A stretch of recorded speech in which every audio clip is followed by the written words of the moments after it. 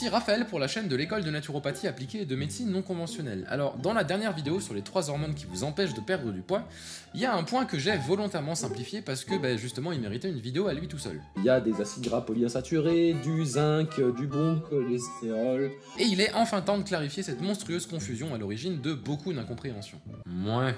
En vrai, t'as pas fait exprès de dire ça et tu t'es juste fait allumer parce que t'avais laissé passer une approximation aussi grosse, hein, c'est ça? Allez, c'est parti. Alors le cholestérol, qu'on soit bien clair, hein, c'est ça. C'est une petite molécule de la famille des lipides qu'on connaît depuis avant la Révolution française et à qui on donnerait le bon Dieu sans confession. Arrête d'essayer de dire des trucs.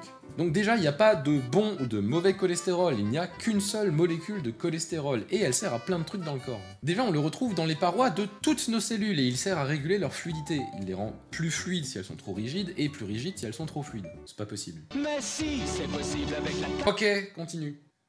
Il est aussi nécessaire dans les neurones pour la propagation de l'influx nerveux. Et surtout, le cholestérol est nécessaire à la synthèse de plein d'autres molécules super importantes, genre par exemple la testostérone, les oestrogènes, la progestérone, le cortisol, l'aldostérone, la vitamine D, les sels biliaires, et juste pour citer les plus connus. Donc là, on comprend déjà un petit peu mieux pourquoi les statines, qui sont donc des médicaments qui ont pour but d'empêcher la formation du cholestérol dans le foie, notamment, et surtout de tous ces dérivés du cholestérol, sont critiqués pour leurs effets secondaires. Donc on a fini là.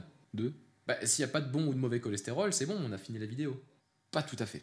Ce qu'on appelle le bon ou le mauvais cholestérol, en fait, c'est donc pas le cholestérol lui-même, on vient de le voir, ce sont certains transporteurs du cholestérol. Et donc pour vous expliquer ça, il va falloir que je vous explique comment le cholestérol est transporté dans le corps. Ça va être long. Si ça t'embête, t'es pas obligé de rester. Ah non, moi je suis juste là pour les chocolats. Attends, quel chocolat? Oh, mon calendrier de l'Avent là! Sortez de chez moi! Bon, regardez, si je prends de l'eau et que je verse de l'huile dedans...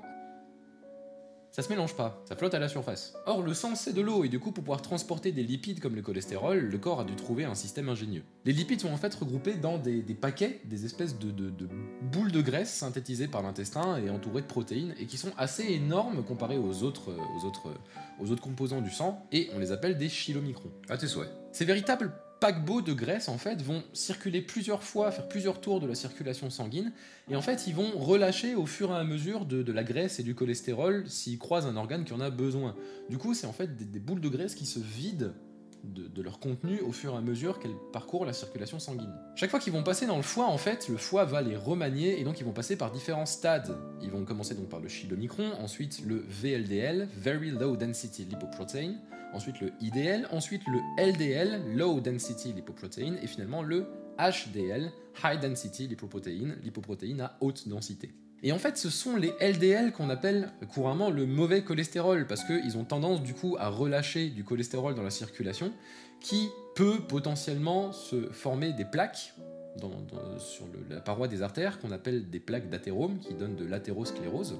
Alors que les HDL, d'un autre côté, c'est ce qu'on appelle souvent le bon cholestérol, parce que comme ils sont presque vides, c'est les derniers de la chaîne, ils vont fonctionner un peu comme des aspirateurs à cholestérol, donc ils vont avoir tendance plutôt à nettoyer les artères et la circulation sanguine. Ah, donc c'est pas le cholestérol qui est bon ou mauvais en fait. Voilà, donc on peut en manger plein. Faut pas en abuser, voilà, c'est comme tout quoi, mais par contre faut pas non plus lui faire la chasse dans notre alimentation comme on a pu l'entendre durant très longtemps. D'ailleurs on commence à en revenir un petit peu de ça, on a vu que le cholestérol était indispensable, on peut le dire, au fonctionnement de notre corps. Mais bon, tout ça on en parlera dans une future vidéo. Et on peut faire quoi pour le réduire si on en a trop du coup? Déjà se demander si c'est vraiment nécessaire de le réduire, mais ça on en parlera dans une future vidéo. Et puis sinon, en consommer moins. C'est déjà un bon point de départ, même si en fait il y a 80% du cholestérol qui a une origine endogène, c'est-à-dire qui est fabriqué par le corps dans le foie, donc sur lequel on n'a aucun contrôle, et donc il n'y a que 20% du cholestérol qui vient de l'alimentation et sur lequel on a un impact.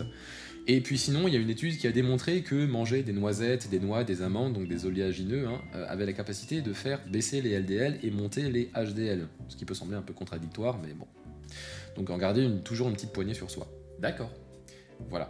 Mais j'ai juste encore une dernière question. J'ai lu que le cholestérol n'était pas en fait le vrai responsable des plaques d'athérome qui engendraient les maladies cardiovasculaires comme on l'a longtemps cru, que c'était en fait l'inflammation des artères, et qu'on continuait à nous faire croire à une lutte contre le cholestérol pour que notre système de santé capitaliste puisse continuer de nous gaver de statines jour après jour. T'es pas censé être là juste pour les chocolats, toi? Si, mais il y avait des livres intéressants dans ta bibliothèque aussi. Bon. Bref, on discutera de tout ça dans la prochaine vidéo, pour essayer de faire un petit peu la part des choses.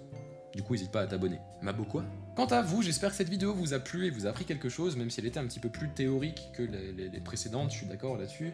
Mais c'est la première d'une série de vidéos sur le cholestérol qu'on va faire parce que on entend un petit peu tout et son contraire sur le sujet, et apparemment un Français sur 3 aurait trop de cholestérol, donc on se dit que c'est un sujet plutôt important. Voilà, je vous donne rendez-vous dans un mois pour la prochaine vidéo. D'ici là, prenez soin de vous, faites de votre mieux pour être heureux, et surtout, joyeux Noël à tous. Ciao.